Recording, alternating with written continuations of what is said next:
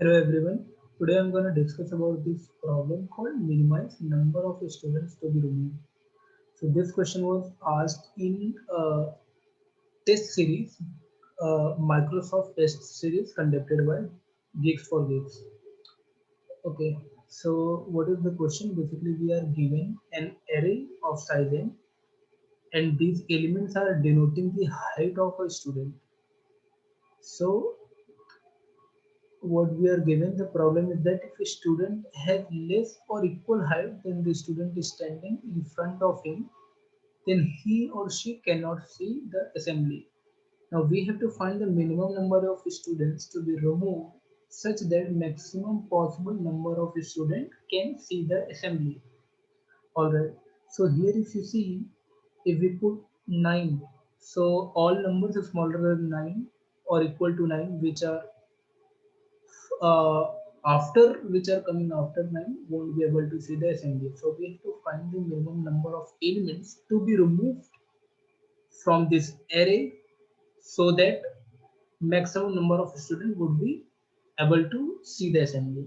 So here if you see, if we can remove this line 1, 2, 3 and this 5, 4 number of elements would be able to see the assembly. But the problem is, according to the statement, the answer should be 1 because minimum number of students which we can remove is 1 only. If we will remove 9, the number of students that will be able to see the assembly would be 4. But if we remove this 1, then also the number of students who can see the assembly will be 4 only. But in that case, the number of students removed won't be minimum. But if you see here, the output given is 2, and according to the explanation, he removed the 0th and 4th index, which is 9 and 1. So basically, this problem statement is little bit confusing if you see with this perspective. So basically, what we have to do in this question is we have to find the maximum number of students that can see the assembly. Apart from those number of students who can see the assembly, the rest should be removed. That's the proper question. All right, now this question is, if you see, it's similar to the number of uh, you can say the largest increasing, strictly increasing subsequence. This problem is exactly similar to that problem.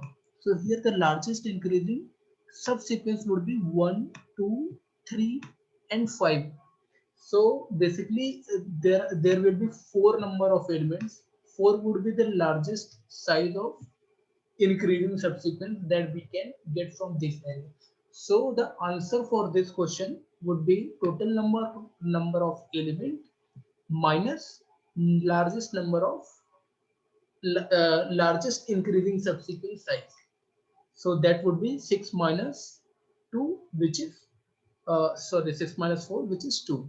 Similarly, in the next example, you can see here the largest increasing subsequence you would be getting would be of length 3, that is 1, 2, 3, and so the answer would be 3 minus 3, which is 0, of course. Already.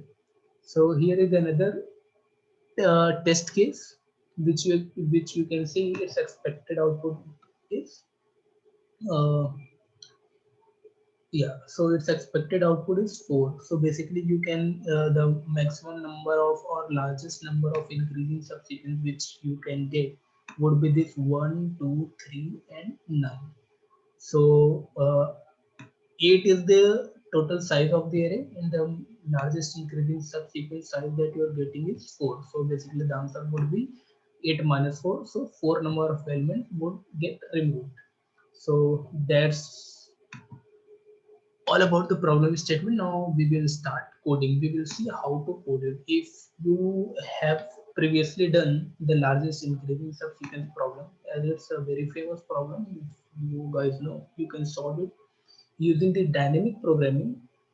So for dynamic programming approach, what we would be doing is, for largest increasing subsequence, if we are at any particular index I, then we move from I minus 1 to 0, and we find whichever element, for every element we compare if the particular element is smaller than this current element which you have, then you can append or you can add this element in the increasing subsequence, strictly increasing subsequence, ending at that particular index G.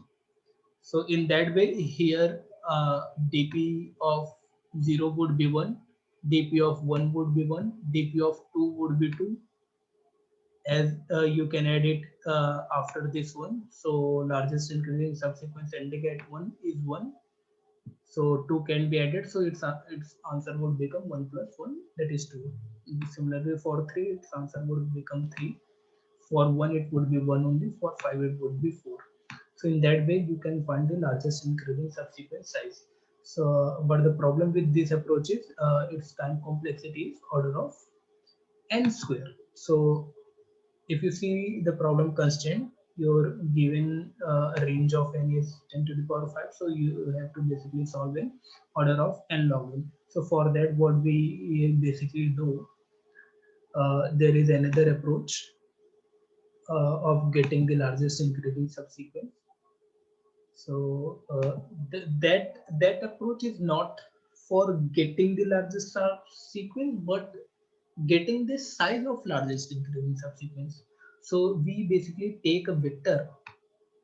In that vector, we every time we are at some particular index, we find the position at where this index could be inserted, since using the lower bound, which is basically a method of searching position of an element using binary search.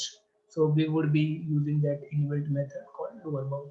So if since 9 is not present, lower bound would be equal to the ending iterator of this vector.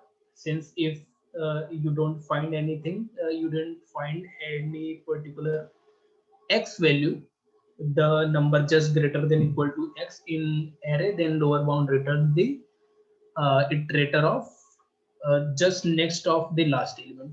So it will uh, uh, return the iterator of endpoint. So in that case, we will add this particular 9. When you will come to this particular index 1, the iterator will be pointing to this 9, which is a number just greater than equal to your current number. So when it's not equal to n, you will replace this with current element. Now for 2, since any number is not present which is greater than equal to 2, so you will just push back. For 3, similarly you will push back. For 1 again, this one you will replace by again 1. For 5, no element is there which is less than equal to 5, so you will append 5. So at the end, the size of this array would basically be the size of your largest increasing subsequence. All right. Now let's do the coding part. So we will initialize. We will take a vector. Let's call it dp. Now we will move from integer value I from 0 to n. Sorry, to n minus 1, and we will keep incrementing this I. Now our current element is this h of I. Using lower bound, we can use this auto uh, for getting the uh, actual, if we don't want to declare explicitly what is the type, data type of this IT, which is basically iterator. So we can use auto for that. So we will be using this lower bound function, inbuilt function, which basically gives the iterator of an element just greater than equal to the element you're trying to find out. So this lower bound should look into our dp array from starting dp.begin to dp.end. So it will look for this element from beginning to end, and the element it is looking for is x. So this is how we do this. Now if this it is equal dp dot end, which means we didn't find any element which is just greater than equal to this current element x. In that case, this is the largest element which we have encountered uh, so far among the elements present in our dp. So we can just push back this value right now at the end of our dp array. Otherwise we will just replace that value at position it to be the current value, since this would be lesser than or equal to that element.